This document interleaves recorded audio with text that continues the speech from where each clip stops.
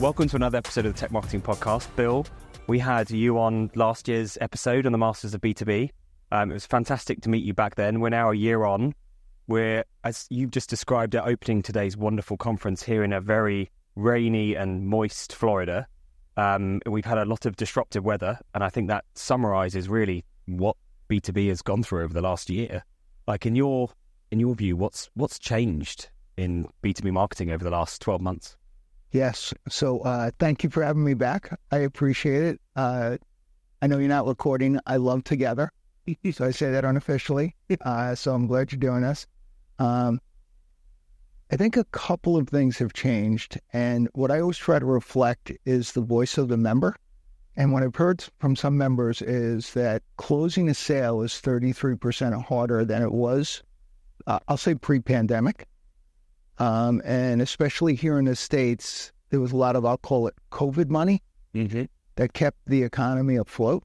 I went to Italy last summer and I was like, I said to the tour guide, how'd you fare during COVID? And he said, it was really, really hard because there was no government support. So I think here in the U.S., there was plenty of money floating around that kept us feeling good those couple of years. And in the real estate market, I was just reading an article that said their approach is called extend and pretend, that things are going to turn around as far as like office rentals. The rubber's starting to hit the road now, and it's going to separate people. And I would say that it's, one member said to me, it's 33% harder to close a sale, but they are closing sales, and they're using technology to close those sales. And they're not using, I would say the AI we read about, which is the entire world's going to change in a heartbeat. They're using chatbots. So I don't know whether they're powered by ChatGPT, but they're chatbots. So they're down at a very basic level, but they've used that. They haven't hired anybody and they haven't fired anybody, but they're using that to close the gap. And I could see for ourselves, I really don't like to talk about the A&A that much, but we're delighted that so many people have come to the conference this year, so many members. I think we have 430 registered, which is our pre-pandemic numbers. So those New York realtors would love to have pre-pandemic numbers. So we're not at our peak, but we're close, but we worked awfully hard to get everybody here. So I could draw an analogy that we worked 33% harder to just get to even, if that makes sense. I'd say you're working even harder given this weather and the last few days. Like we're having to bus people in from Tampa and Miami, I hear. So it's a great analogy for what we're going through, right? So to answer the second part of your question about, like, let's say AI and where it's going, I think there's a tendency in our industry because so many people come out of creative backgrounds, maybe journalism, and a journalist, if you think about it, is always looking for news. And what that translates to is, follow the shiny object and the bouncing ball. And I think AI is transformational, and it's going to be transformational now. But I also think you need to be careful not just to follow the shiny object, and you need to step back and say, what am I trying to accomplish strategically?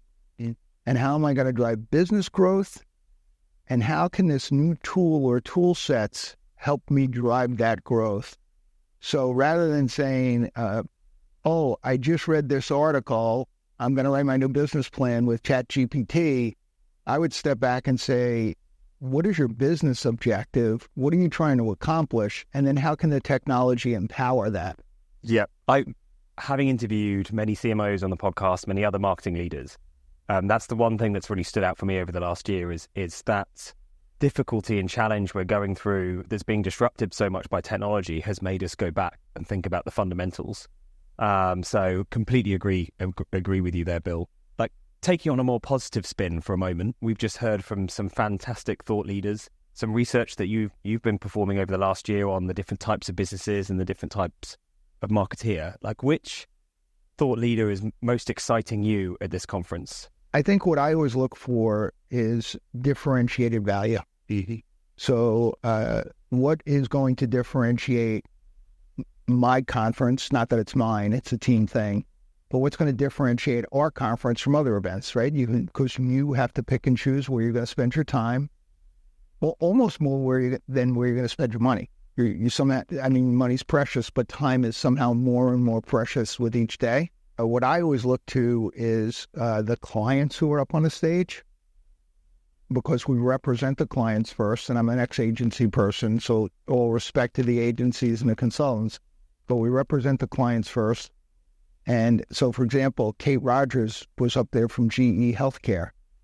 So I'm not saying she's the one I came to see, but that's amazing, right? They're not even on the stage, but there's a group of women here from Carhartt. And they said to me, just in introductions, that some of the work they did had a 50% increase in unaided recall. I'm like, why aren't you up on stage? You asked me about who's on stage, so I do gravitate to the clients first. Yep. So, for example, Kate Rogers from GE Healthcare, that resonates with me because I think it resonates with our members. It's unbiased.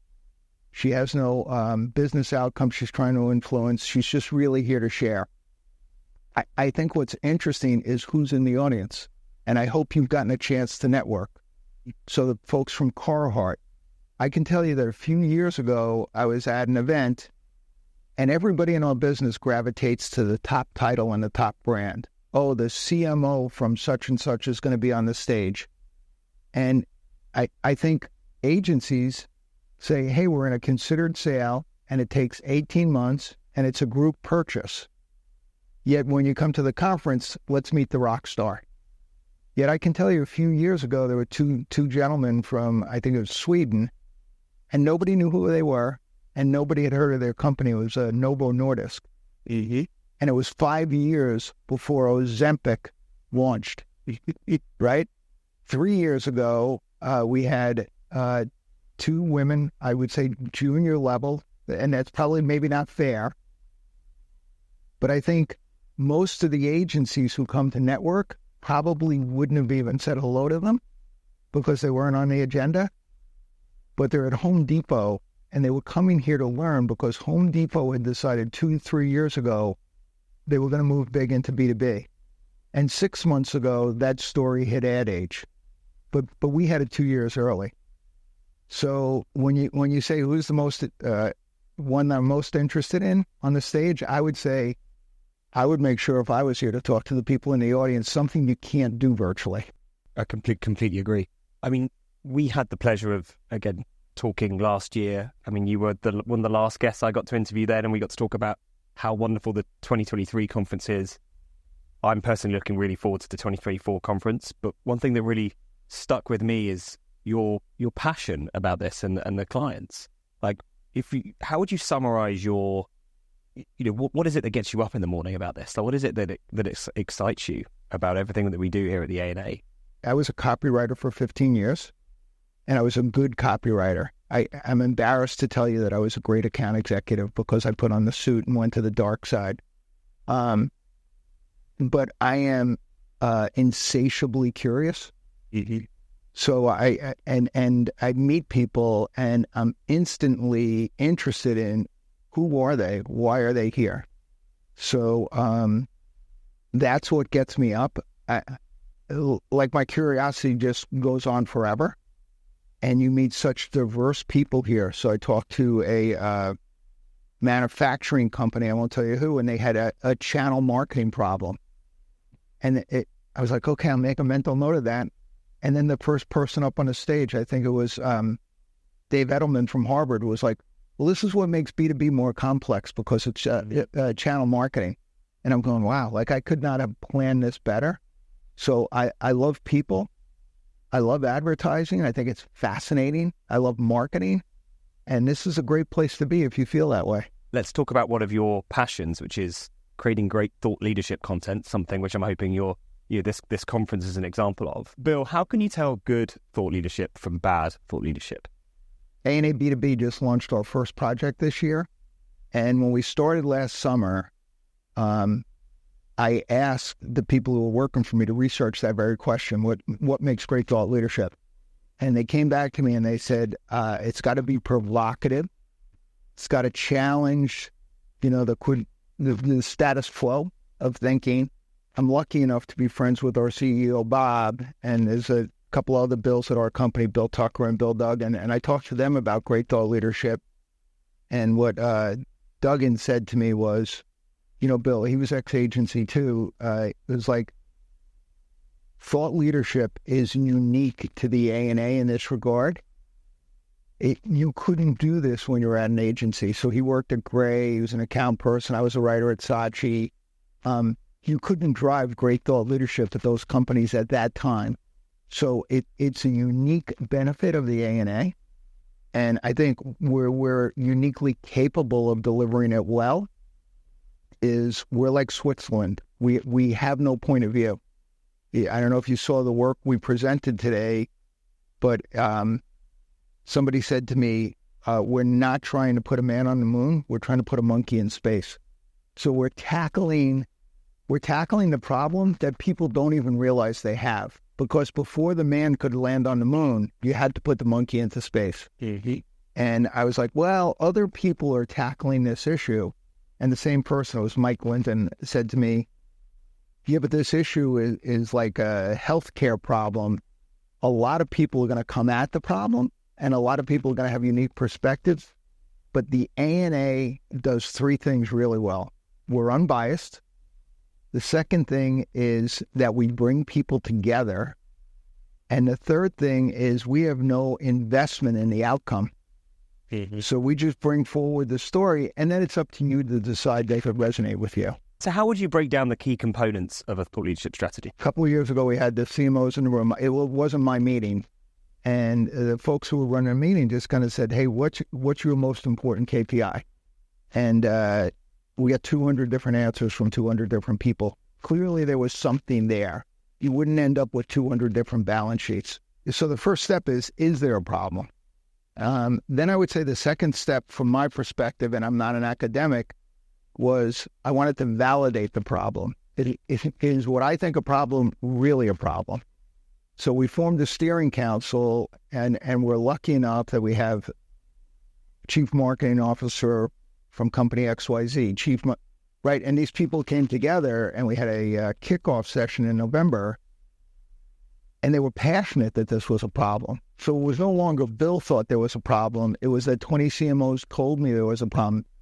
And I think so few people have that convening power that the 20 CMOs would come to the call and then tell you they were passionate. They're like, Bill, this isn't a little problem. It's a problem with a capital P.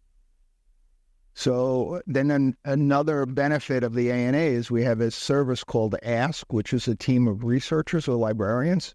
So I knew I thought it was a problem. We had validated the problem. And then the first thing the A&A normally does is let's survey the members. And, from that creative background, I tend to zig when other people zag. And I happen to know that there's huge member wear out on surveys. It's like we survey, what day is it? Let's survey them, Mm-hmm. So instead of surveying them, we decided to do what's called a meta study, which is not what the company formerly known as Facebook. It's an academic term for a literature review. So instead of trying to generate a report that would come out next quarter and die with the following quarter, and all you got to do is go to the Harvard Business Review. The other thing marketers seem to love is acronyms. Mm-hmm. And whoever has the acronym. We do love an acronym. Right? Really and do. It's kind of the acronym du jour. So our conference is going to end in June. I can promise you the July-August edition of Harvard Business Review will have another marketer with another acronym trying to solve the problem. So we took a step back and we said, what's already out there? So we acquired almost 600 articles, mm-hmm. right? And we said, we're not trying to come up with one solution. Maybe there are 6 solutions, and we approached it that way. So we tried to take a unique perspective on how to approach the member and how to find the information. And then, this may be counterintuitive in the age of AI, we read the 531 articles. And not a lot of people have the time to do that. But we divvied them up and we each took home 100 articles. Then we fed them into the machine, right? Let's see semantic clustering, how they all come together. And I got to give credit to Mike Linton, who's 5-time CMO and former ANA board member. And by the way, the monkey in space was his comment. and Jonathan Knowles from Type 2 Consulting, who did most of the work and kind of guided everything. Once we reviewed the articles, Jonathan did an economic overlay to look if what industry you're in would impact which marketing approach you use. So maybe somebody in a mining company is going to use a different approach than somewhere a software solution company might be different than a packaged good company.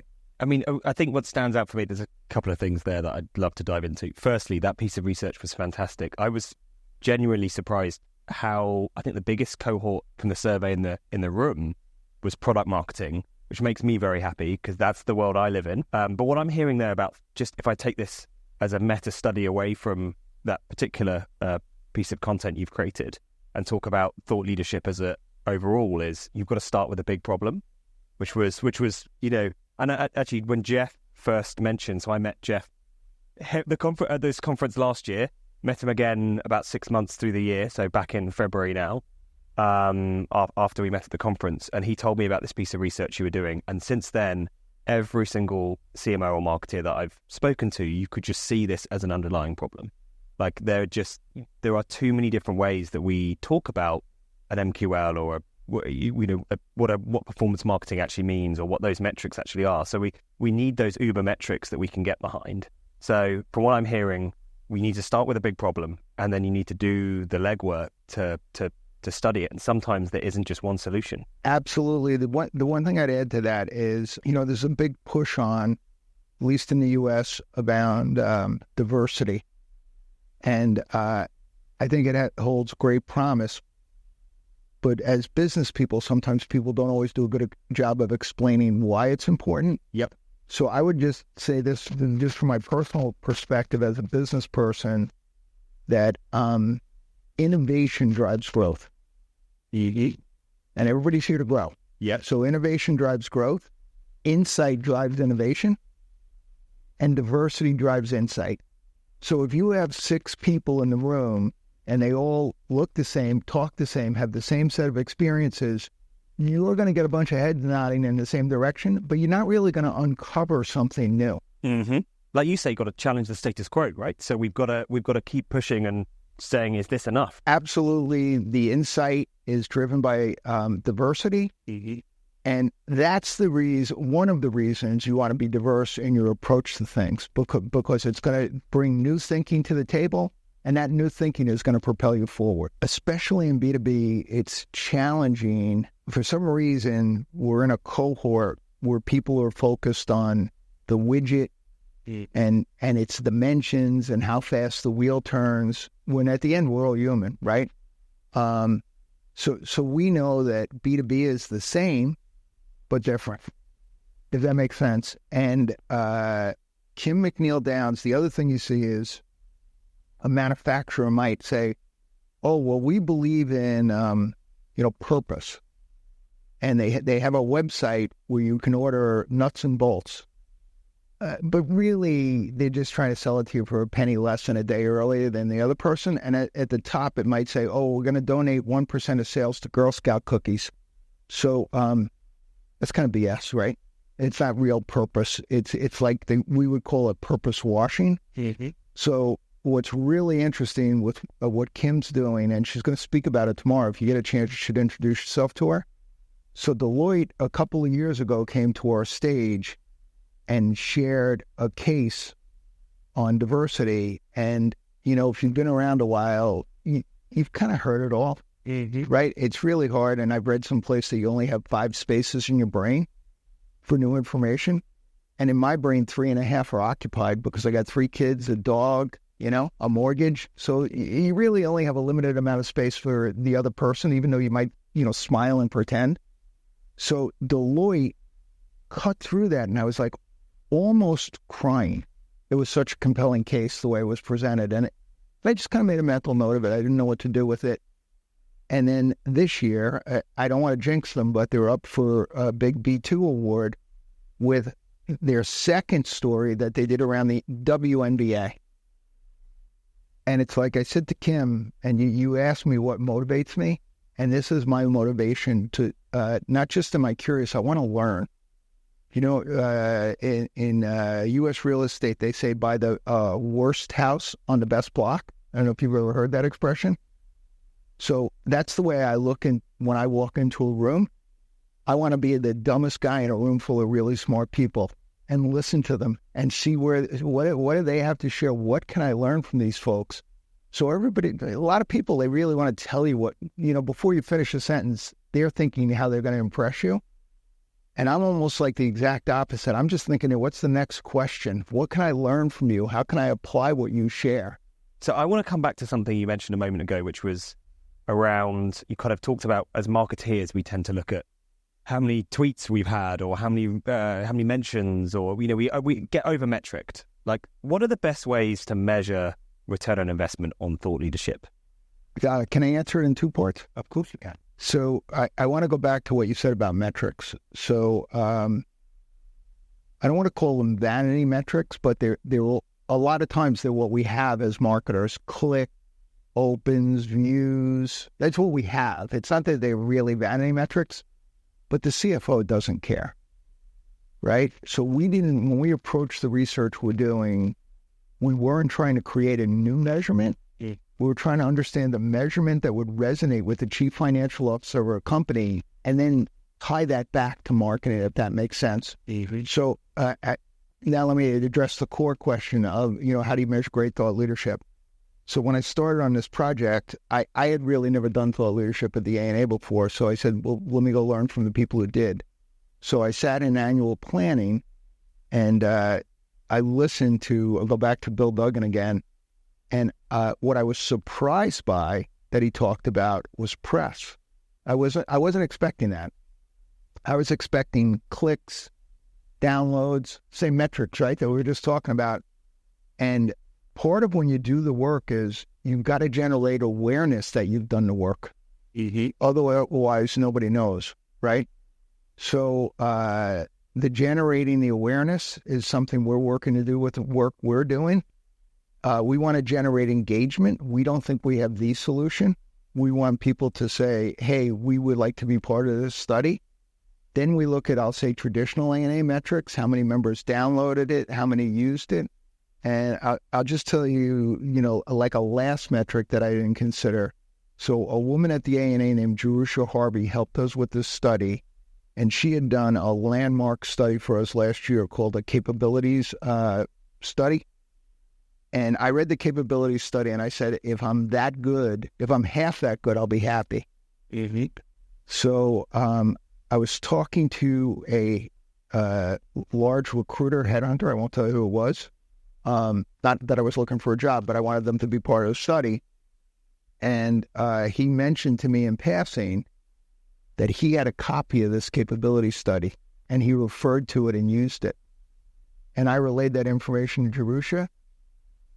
All she cared about was that one download, because she had impacted the industry in a meaningful, material, daily way. Just having that one person say, I downloaded and found. Huge influencer in the business, right? Yep. He's trying to help bring shape to this snowflake problem that we're addressing, that no two CMO jobs are alike. And he's utilizing work that the ANA did with at least one participant being Jerusha Harvey. I couldn't agree more. And I had the same experience, just sat at a table just now, sat down, 3 new people that I'd never met before, introduced myself, and they turned around and said, oh, I know Together. I'm like, hang on, this is new. Like, I think just knowing that you've impacted that many lives or that many people, even if it's just one influencer that means something, can be. Well, I want to give you credit, because I think it's interesting you opened with the storm, and the people who are here, I'm not taking anybody away who didn't get here, but the people who were here fought their way through the storm, and they made it, right? So I think, of Alex, who works with you, right? She got ANA Rising Star last year. What sets us apart is our top jury is only chief marketing officers, only members. And I used to do new business at an agency, I won't tell you where, and I always used to like to say that if I knew about the ANA, I'd still be doing new business. And, people struggle at agencies to raise awareness of what they're doing. And, Alex and Together, and I love Together, and I love Alex. You all have separated yourself when we look at those entries.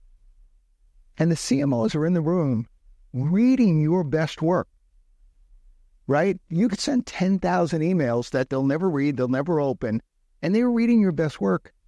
And they're arguing about it with each other because it's not just your best work, it's your competitors. Well, what about this? What about that? And it's just such a great dialogue. It validates everything we do. And tomorrow, the jury is going to be convening in person live here and pick we call it the Members' Choice Award. It's the best in show. So I know that like next week, a lot of people are going to Cannes, and that's great. Now, I mean, if I was going to the south of France, I'm not sure I'd want to go with you. So I'd probably go on my own, just for vacation. But it's great, right? But there's some folks here from the UK who said a couple of years ago, they wrote an article and they were like, they went to Cannes B2B and they didn't see themselves in it. And it's for other people, right? And I said to that guy, I want this to be your home. You're the working B2B. You're the roll up your sleeves B2B. And I want you to feel at home at the A&A. So that's really what we're trying to put forward as our differentiation. That it's where it's not, when you go to the bar, it's not the award the other agencies are going to pat you on the back on or grumble when you leave. It's the award that clients recognize. I want to take us back to, your history in copywriting. You mentioned you did it for 15 years. Was that right? How do you feel with some of the emerging technology now, and we're going to talk about AI, like how do you feel that's impacting your old profession? I think nobody cares about history and nobody cares about old. We only care about tomorrow in our industry. And I would say that I think it's going to be totally liberating. I think that's a great choice of words, by the way. That I'm going to steal that. Like liberating we talk about it being, it's going to affect jobs, or it's going to impact people's roles. AI is going to take over the world, but liberating is a fantastic way to put it. There's an old IBM ad that Ogilvy did, I think in the UK, where there were two guys standing in front of a hole in the ground, and there was a backhoe there, and they said, well, if there wasn't a backhoe, there could be 100 men with shovels. And the other guy said, yeah, and if they didn't have shovels, there could be 1,000 guys with spoons. Mm-hmm. So the tech, whether we like it or not, the technology is coming, right? It's not. So you need to embrace it. And I'll tell you what I see the perspective changing. So pre-pandemic, in B2B, there were a lot of places where the role of marketing was kind of make sure the banner was straight at the golf tournament, and the sales guys would take the heavy lift, or saleswomen, right? It's like, okay, make sure that banner's straight, and I've got it from here. And maybe there's a spot on a Sunday morning news show, or you sponsored a golf tournament, and I'm sure that made your CEO happy, but I'm not sure how many other people saw it. And the pandemic hit, and that changed everything because you couldn't leverage intent data because all the IP addresses were tied to the company. And now I'm logging on from home with, like in New York, I might be Verizon, and there was no field. There were no salespeople in the field. And I think it's a golden opportunity for marketing to contribute to business growth right now. And what's accelerating, and I believe truly liberating, is connected TV. So now you have this opportunity where before it was like, okay, the chief technology officer, okay, so we're going to go do the golf tournament because that's what everybody does. And we're going to buy the Sunday morning news because we think they watch that. Well, maybe she's a fan of Bridgerton. And now you could buy Bridgerton at the household level because of connected TV. And what we're seeing in the B2 Awards is it's really opening up a new world of creativity that in an economical way, you can really impact that person. And the other interesting thing I tell you about AI, we had a member who said, wow, you mean if I had an idea, I could instantly bring it to life through AI? And he was really happy about that. And I was like, oh, this is really scary, because the reason you employ agencies is because most people are not idea people, right? So I used to have a company that taught kids how to make movies. And you could give a kid a stick, and that stick could be 1,000 different things. And I think that's what creativity is. And we said, okay, this is great. Let's do classes for adults. And you give an adult a stick, you know what it is? It's a stick. So that's why you have an agency. It doesn't matter how much technology there is. It just means that a lot of really bad ideas are going to come to life really quickly and get dismissed really quickly. That's the role that agency is going to bring: strategic insight, strategic vision, creativity to bring things forward. That's at least how I see it. David Edelman mentioned from Harvard. Edelman, mentioned this in his personalization talk. He kind of ended his talk on that quote that you mentioned, like, now is the time for marketeers to, I say, rule the roost, right? And I've often looked at the split between marketing and sales be marketing's 20%, sales do the 80% and close it. Now I think that's switched the other way.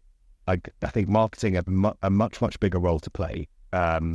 Would you say it's now time for marketeers to be incentivized in the same way that sales are? So, what do you think it's over G? Well, so I'm a capitalist at heart, so I'm a big believer in that people who perform should get paid better. So somebody put up a slide today, I don't remember who it was, maybe it was Edelman, about, I think it was, how people are incentivized differently. So I think it was him. He had, so operations is incentivized to make sure the product's on hand. Yep. Finance is incentivized to make sure there's nothing in the warehouse. So that lack of integration on outcome is a challenge. And I think the opportunity is there, but I think marketers have to be really careful, because tomorrow we're going to put Rula from Smart Technologies on the stage. She's a chief financial officer, and I don't run this until after she talks. I said, now she believes in marketing. And I said, what did you think about it before you believed in marketing? And she said it was fluff. So I think it's really important that marketers not be arrogant. Yep. I think there's a seat at the table to be had, and I'll tell you why I think it's there. I think, one, a lot of creatives are just thinking about the next campaign versus truly understanding business and how are you driving business growth. And that's those fundamentals. And speaking the language of the other people in the room who really don't have time for our numbers that they don't care about, translated for them. Like when we started this project, we said, let's describe the brand non-believer as a target audience. They have no time, they have no interest, and they've got plenty to worry about. Now tell me in 10 seconds how you're going to help me accomplish my goals. The second thing is that the customer has changed, and I'm not sure most organizations have thought about it. So I spoke at a financial conference a couple of weeks ago. The customer's changed. The new customer, there are very few baby boomers left in the business world, and the new customer does not want to talk to sales. The new customer wants to self-serve, download the information themselves. But when you go inside a large organization, the person in charge of revenue is probably a former salesperson or current salesperson. So it's against their grain to say, let's give that information to the customer and let them download it themselves, right? So the people who are giving you the money, which is why you exist, if they don't give you money, you don't exist as a business. The people who are giving you the money are saying, I don't want to talk to sales. And the marketers you better be really careful how you explain that to a salesperson, if that makes sense. It's actually something, so Lisa from Kyndryl's joining us tomorrow. Yes. Something we recently had her on the podcast talking about, because they've just started a program of incentivizing field marketeers. It's a pilot program alongside IBM. So very interested to see how that's playing out. But I think it'd be good to get a little round table together to see how that can I think it's so curious. I wanted to change my opening remarks. Kyndryl was on stage last year, and they were up there with VML, Y&R. And they said, one of them said, it's reputation first, then relationship, then revenue. Mm-hmm.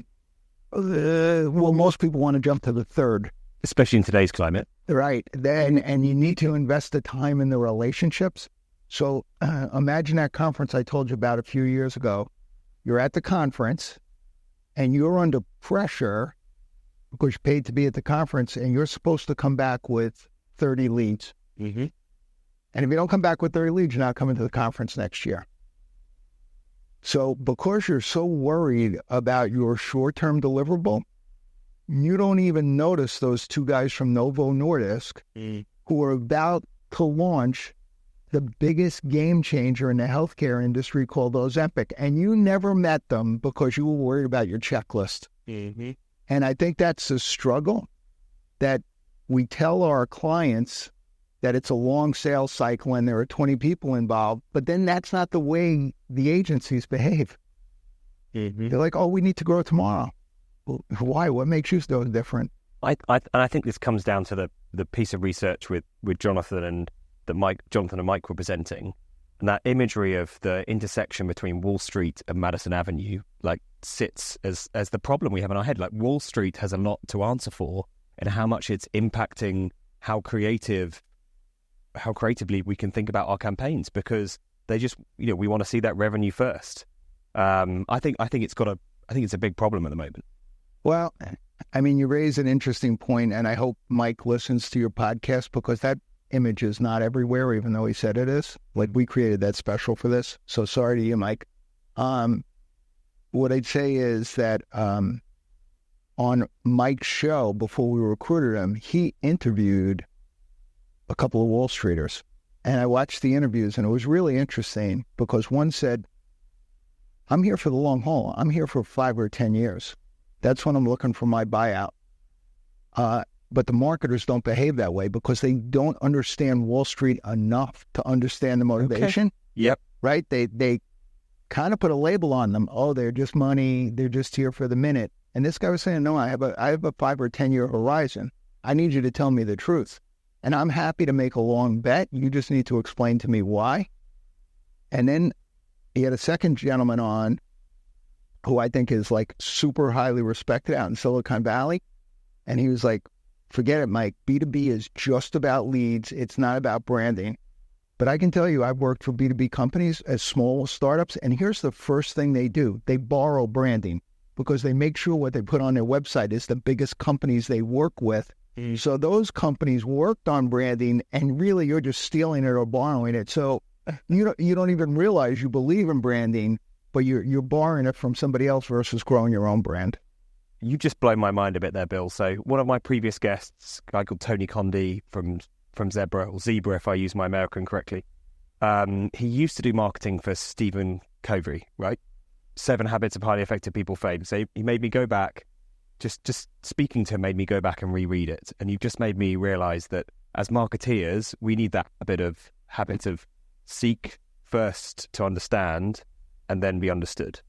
My view there on that Wall Street have got a lot to answer for. Maybe I've been thinking about it wrong. Maybe it's the other way around, that we've got to spend more time understanding finance and coming back to the business fundamentals. That's actually really opened my mind up there, Bill. So I'm going to bring us to a close. We've talked about a lot of different subjects, from the A&As through to thought leadership, through to how potential marketeers could use AI. Let's try and look one step ahead. Like, what's the next horizon that marketeers should be looking at? I truly believe AI is transformational. But I think if you don't look at it strategically, you're in trouble. Mm-hmm. I think you need to step back. I think the next thing is the first thing. Mm-hmm. Go back to basics. Make sure you understand how your internal peers, right? Like we said that up on the stage, make sure you understand the CFO, make sure you understand the CEO. I think you saw I put my personal cell phone number out there, and somebody came up to me and they were like, that's so brave. And I'm a direct marketer at heart. There were 430 people in the room. I got 3 texts. So let's see how many people actually leave here. There was this great book that Jonathan put up by a guy named Tim Ambler, who used to run Graham Met. And I think it was Marketing and the Bottom Line. That book was written like in the 70s. And in it, it says marketing's job is to release untapped cash flow. Okay. And out of the 430 people in this room, I think you're the only one who's going to know that. There you go. So I think we need to get that message out then. I think the next thing is understand treat your internal partners as customers and treat your customers like customers. And this is going to sound crazy. I have 2 business relationships personally, and one of them has all my money. And it's not that much money, but it's enough for me. And I call them and I can't get through to anybody.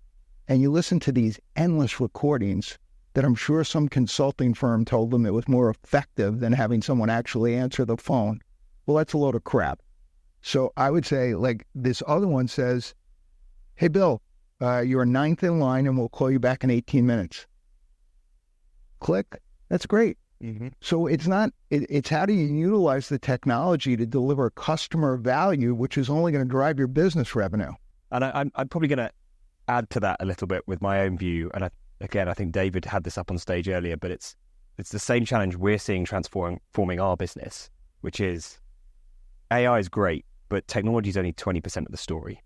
Like the other 70% is the people that you need to get there, to be able to change your operational procedures, to be able to have the change your mindset, as we talked about growth mindset before, to move that forward. So I think for me, it's, yes, AI is coming in and disrupting a lot, but it's still just about the humans at heart and how we execute on it. That's perfect. So for it's about data, it's about technology, it's about measurement, it's about B2B. B2B is the growth opportunity. But at the core of that is you need to understand the other person who's going to help you drive your business forward in the way that helps you best. Mm-hmm. Thank you so much for joining me again, Bill. It's fantastic to have you on the B2B Marketing Podcast.